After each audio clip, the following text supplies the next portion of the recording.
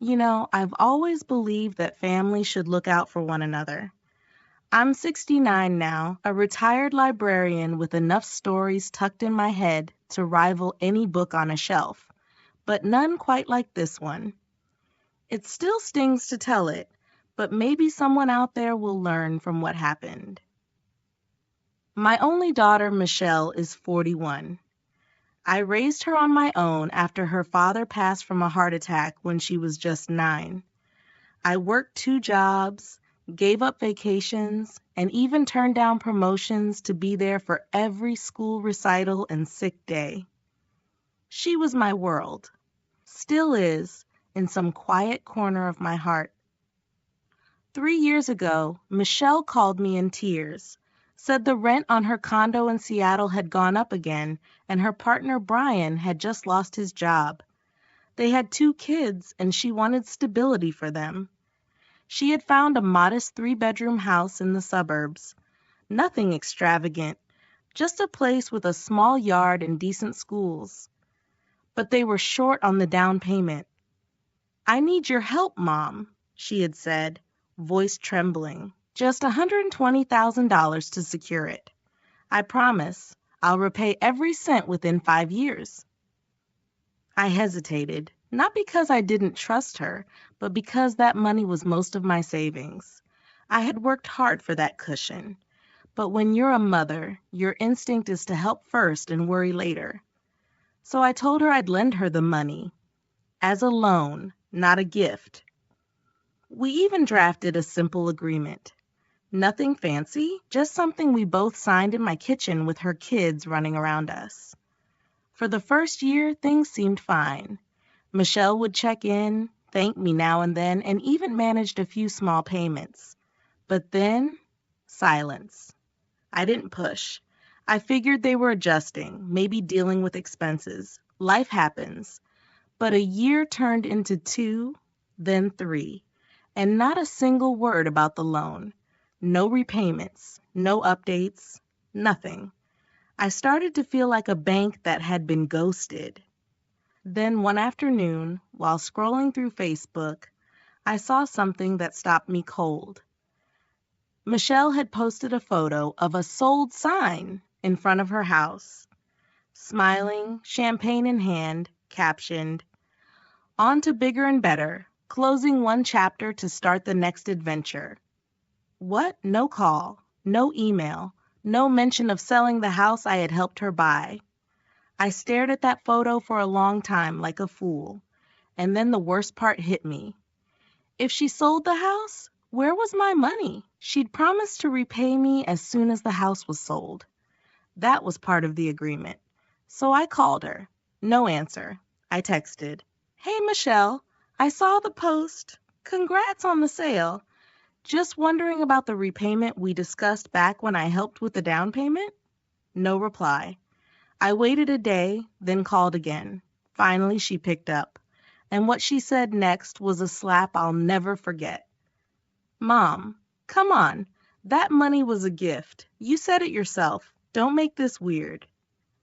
I was stunned. I reminded her of the agreement. She laughed it off. "Oh, that piece of paper? Mom, we didn't notarize it. It doesn't even count legally. I thought we were just doing that to make you feel better. Besides, Brian and I have expenses. We're moving, starting fresh. Please don't guilt trip me now." That night, I sat on my couch in silence. I didn't eat. I didn't sleep. My own daughter had not only refused to repay me, but twisted the story so I'd look like the unreasonable one for even asking. But she had no idea who she was dealing with. I may be a soft-spoken 69-year-old, but I didn't survive life by letting people walk over me. And she had no idea that I had kept a certain folder all this time, one that she would soon wish never existed. She thought I'd stay quiet. She was wrong. After Michelle hung up on me with that smug little chuckle, I sat alone for what felt like hours. I looked around my living room, quiet, modest, filled with hand-me-downs and family pictures that had started to feel like relics of a lie. I'd spent decades putting Michelle first. When her marriage hit rough patches, I babysat without question. When her youngest had asthma, I drove her to pediatricians while she and Brian went to work. And now, after all that, after lending her nearly all I had, she had the gall to act like I was being unreasonable for expecting it back. I went into the back bedroom, the one I call my study, even though it's really just a nook with an old desk, and opened the file drawer I hadn't touched in months. Inside was a red folder labeled simply, Michelle Loan.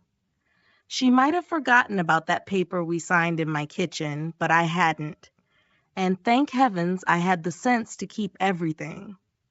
The loan agreement, typed, printed, and signed by both of us, a copy of the wire transfer confirmation, emails from Michelle thanking me for helping her with the loan, even text messages referencing how she'd pay it back when they got back on their feet. She said it wasn't legal.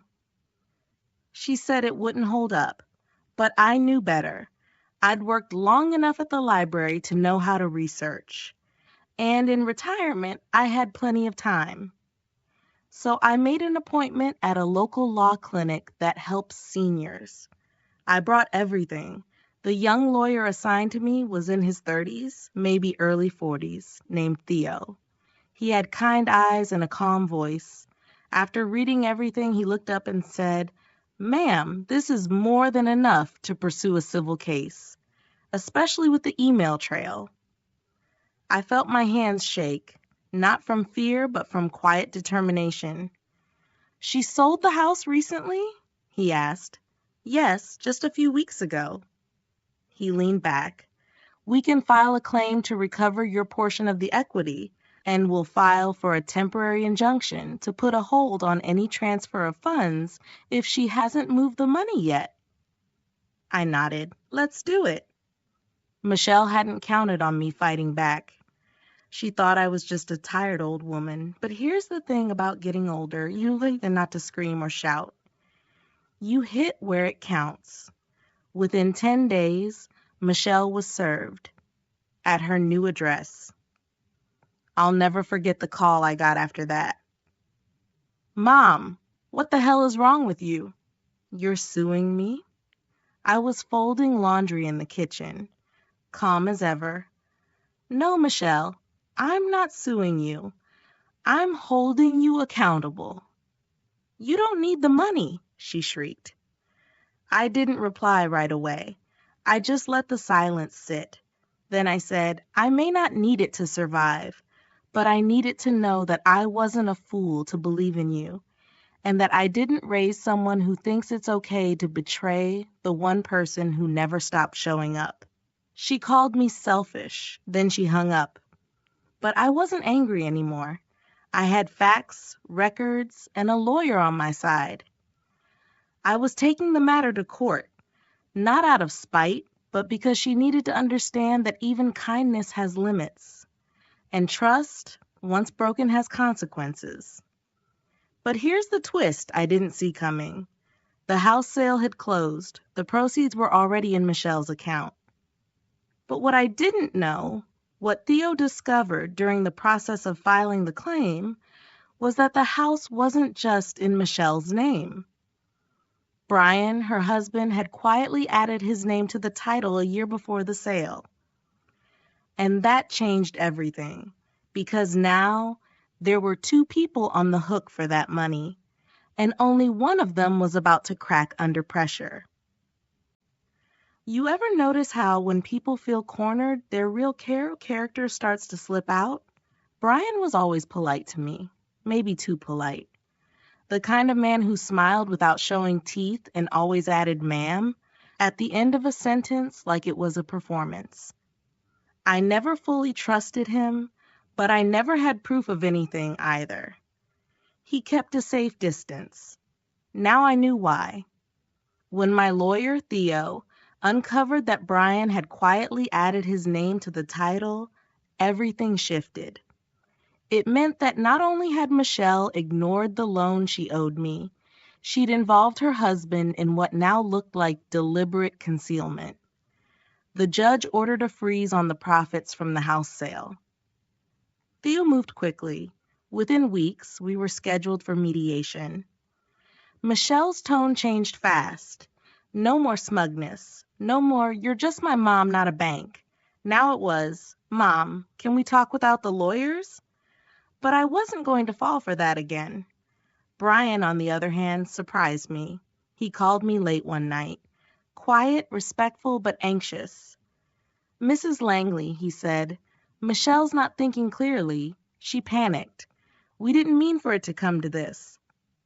"Oh, so it was just an accidental betrayal?" I replied. He sighed. "I told her we should have paid you back the moment we sold the place. I had no idea she didn't tell you, not until the papers came." It was hard to tell how much of that was true, but what came next shifted everything. "I need to be honest about something," he said, voice lower now. "Michelle's been hiding a lot, not just from you, from me too." I sat up straighter. "She's been gambling for months, online, late at night after the kids go to bed." "Gambling? We were never struggling as bad as she claimed," Brian continued. "She drained most of our savings and hid the rest of it in a side account before I found out. That's why she needed to sell the house.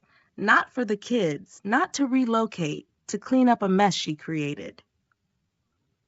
My mouth went dry. I didn't want to believe it, but in a twisted way, it made sense. Michelle always liked to control the narrative, appear put together. But I knew she struggled with stress and impulse control, even as a teenager. "And now?" I asked. "She blew through most of the sale proceeds already, between debt payoff and God knows what else. That's why she's panicking over your claim. There's barely anything left to repay you with." I pressed my fingers against my temples. "She doesn't want to lose face," Brian added. "But if the court pushes, I'm telling you now, I'll cooperate fully, because I'm not going down with her." And just like that, I realized Michelle hadn't just lied to me, she'd been lying to her entire family. At mediation, things were tense. Michelle looked worn out, defensive, twitchy. Brian barely looked at her.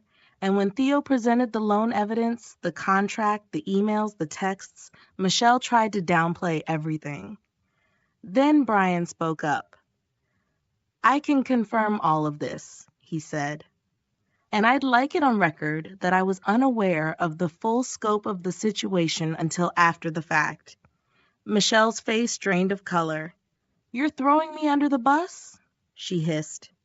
Brian didn't flinch. "I'm trying to keep us from being sued into oblivion."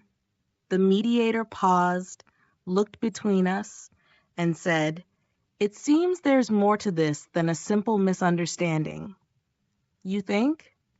But here's where my bombshell came in. I pulled out one more document from my folder.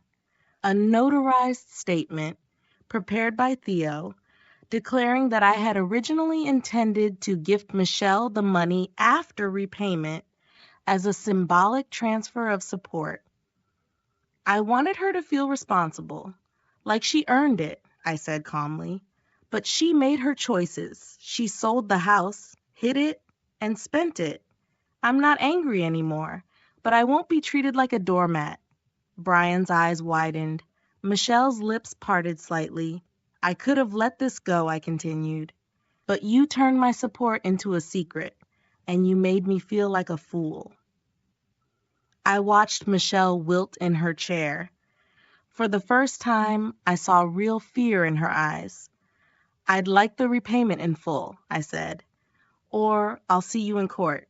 But Michelle didn't respond because Brian had just pulled out his phone. And the text he showed to Theo? A bank transfer from Michelle to an untraceable crypto wallet dated just 3 days after the house sale. That's when things truly fell apart. By the time we walked out of mediation, Michelle looked like a shadow of the confident, sharp daughter I once raised. And maybe that's what hurt the most. Not the betrayal, not the money, but realizing how far she had spiraled from the woman I thought she'd become. She didn't say a word as we exited the building. Brian, on the other hand, looked relieved. I suspected he'd been waiting for someone, anyone, to blow the lid off everything. Theo pulled me aside. "If we go to court," he said, "we'll win. Hands down. But the judge might order repayment terms that take years, especially if the money's gone. And if she files bankruptcy." I understood. I'd spent my whole life being careful. I knew when to push and when to pivot. That night, Michelle showed up at my house. I wasn't going to answer the door. I truly wasn't.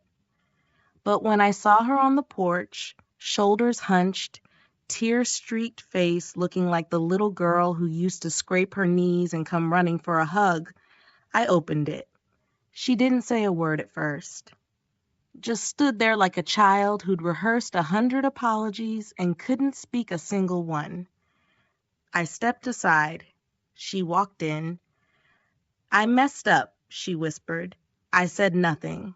"I ruined everything, Mom. I ruined our relationship, my marriage, my finances. I just wanted to feel like I was winning at something for once." There it was.